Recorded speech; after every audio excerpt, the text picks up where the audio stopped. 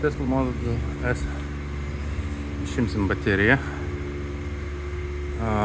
Yra tai pirmoji eilė, tai plastikas uždengia arba coveris elektrovariklį nuimti.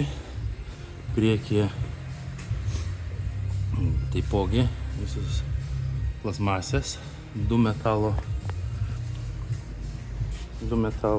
aliuminio gabalai, plokštelės, kurios uždengia.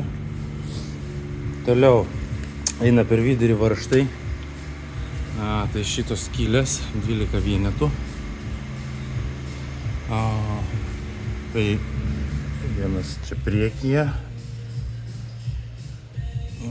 paskiau eina šone baterijos, taipogi vienoje pusėje plastmasės. Šitas šones irgi reikia nusimti, ant klipsų jos sudėtos. Toliau priekyje yra du 21 galvutės varžtai. Vienas čia, kitas čia. Toliau visą ką pasiruošėm ant palečių, kad ilgai nereikėtų žaisti, nes stalo neturi servizas.